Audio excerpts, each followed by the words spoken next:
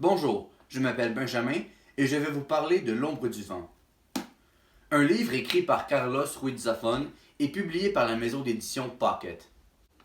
L'histoire commence avec Daniel Sempere, le fils d'un libraire.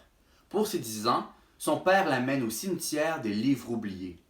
Daniel a le droit de choisir un livre afin de le sortir de sa tombe. Il choisit L'ombre du vent. Ce livre va changer sa vie. Après avoir passé une nuit blanche à lire son livre, il en fait sa mission de trouver d'autres œuvres du même écrivain, Julián Carax. Malheureusement, cette quête ne s'avère pas aussi facile qu'il ne le pensait. En effet, les autres œuvres de cet auteur sont introuvables. Il commence ses recherches avec l'ami de son père, Gustavo. Il rencontre ainsi Clara, la nièce de Gustavo. Il tombe rapidement amoureux de cette fille aveugle. Ce qui est bien dommage, c'est qu'elle est bien plus vieille que lui. Cet amour impossible va quand même l'enchaîner pendant 6 ans. Il en va jusqu'à délaisser son meilleur ami.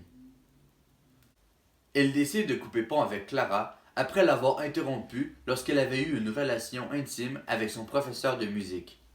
Il se fait donner une raclée par le professeur, furieux de cet incident. Blessé au corps et au cœur, il fait la rencontre de Fermín Romero de Torres, un sans-abri qui se fera engager dans la boutique de son père et qui deviendra un allié particulièrement important dans sa recherche de l'auteur.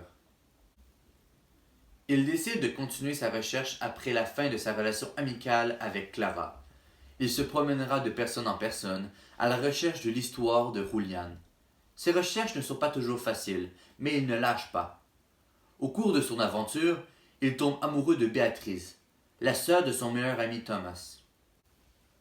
Après avoir trouvé toute l'histoire autour de Julián, il finit par marier Béatrice.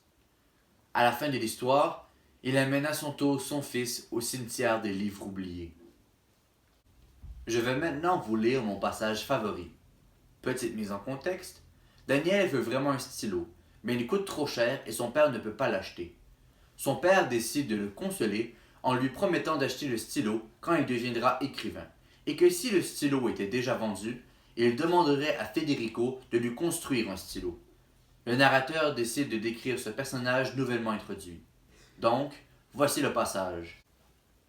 Monsieur Federico était l'horloger du quartier, client occasionnel de la librairie et probablement l'homme le plus poli et le plus distingué de tout l'hémisphère occidental.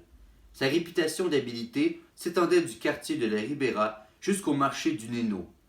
Une autre réputation moins brillante le poursuivait, relative à sa prédilection érotique pour les effets musclés de la pègre la plus virile et une certaine tendance à s'habiller en Estrella Castro. Je trouve que ce passage démontre bien le talent qu'a l'auteur pour décrire, ainsi que la variété de son vocabulaire. C'est aussi la meilleure définition d'un travesti que je n'ai jamais entendu. Je pense que cet extrait montre bien le style d'écriture de l'auteur, comme sa façon de formuler ses phrases. L'histoire met en vedette Daniel Sempere.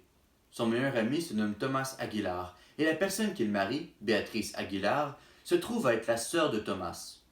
Le premier amour de Daniel n'est pourtant pas Béatrice, mais bien Clara Barcelo, la nièce de Gustavo, un ami du père de Daniel.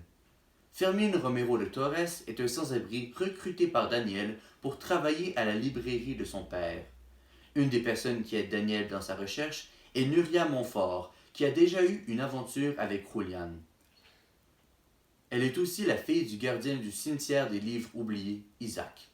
Mais dans l'histoire, il y a aussi des personnages impliqués dans la vie de Julián Carax, comme Francisco Javier Fumero, un ancien ami de Julián, mais qui haït ce dernier depuis qu'il a eu une relation amoureuse avec Penélope Aldaya, une fille que Fumero était tombé amoureux. Julián a eu plusieurs amis, dont Georges Aldaya, frère de Penélope, Michael Moliner et Fernando Ramos. Merci de m'avoir écouté et je vous conseille vivement de lire L'ombre du vent.